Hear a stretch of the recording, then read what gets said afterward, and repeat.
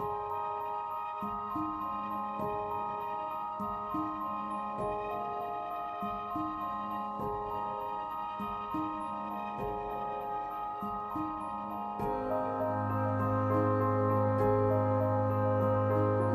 to Getting It Right by the New Zealand Society of Genealogists. I'm your presenter, Sarah Hewitt. For the notes that accompany this presentation and the other Getting It Right learning resources, please see our website www.genealogy.org.nz. In this presentation, we're going to look at how to get started.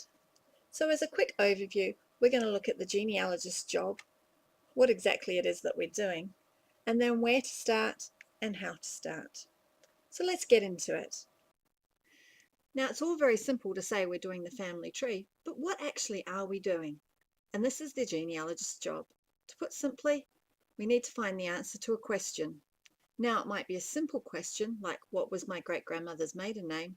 Or it might be a more complex question like, was my great-great-grandfather the first man to import Panama hats into New Zealand?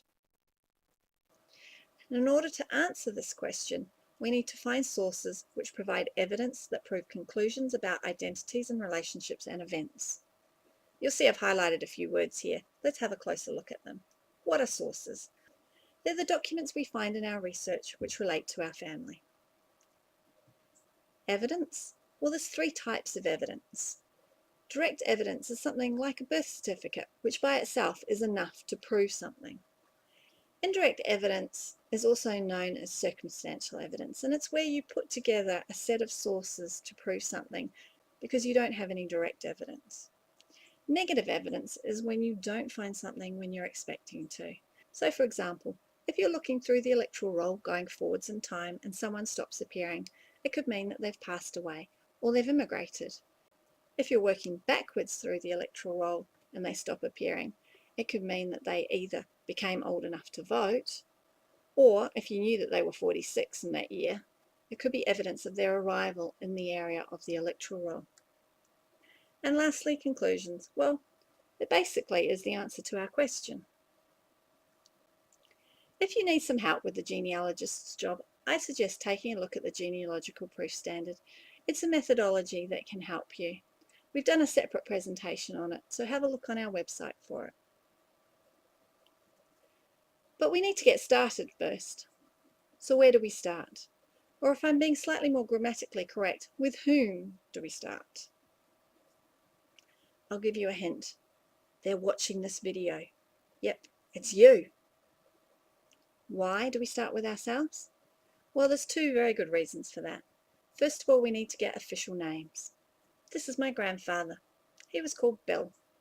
However, if I go looking for Bill or William Hewitt, I'm not going to find him because his name was Walter. But by starting with myself and working through my dad up to him, I will find that fact out and not rely on family story where he's only referred to as Bill. The second reason is making sure we have the right relationships. This lovely photo is my great-great-great-uncle Arthur with his wife Florence. It was taken on their 50th wedding anniversary. But if you use this photo for a starting point, you might come a bit unstuck with your family tree because it doesn't show that Arthur had a first wife. Dorothea died after only 5 years of marriage, but she left behind 3 small children, all of whom grew up to have children of their own. So your cousins might thank you, but you might not end up doing the right family at all. So by starting with ourselves, we ensure that we are researching the right family, in as much as the paper records allow. And there we have 2 very good reasons why we start with ourselves. Before we go jumping into the records though, there's a few things we can do. First of all, we record what we know. Grab a piece of paper or a computer, or whatever your favourite recording device is at the moment, and write down everything you know. It might take you a minute, it might take a bit longer. Once you've done that, have a look around your house and find out what records you already have. You're likely to already have your own birth certificate, but you never know what else you might have. And it might not just be a document. I've got this book sitting on my bookshelf, and inside it is an inscription because my gran won it as a school prize. And it shows in 1920, she was very good at maths, and she was at Timaru Girls High School in the 6th form. All of this could be useful information for finding the family in 1920 and also working out when my gran was born. And there'll be other things around your house that'll be wanting to have their stories told.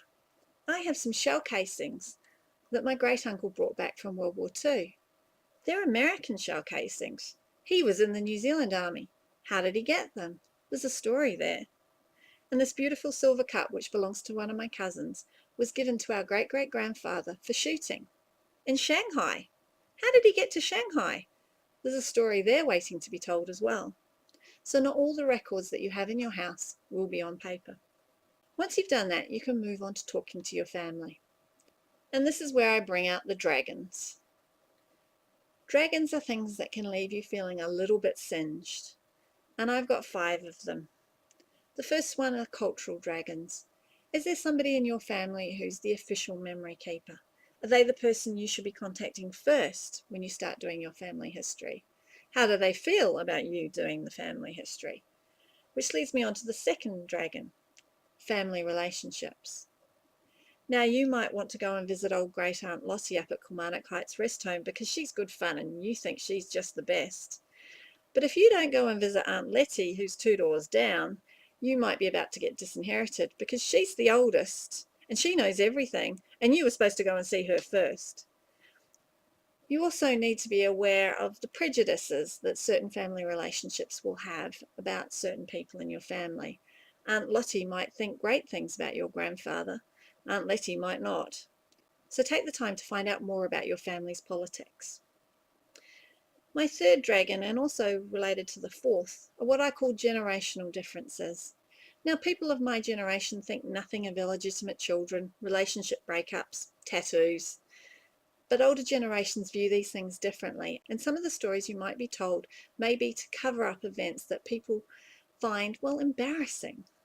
And this also applies to when you go back to tell them what you found out. I've heard stories about families who discovered a convict.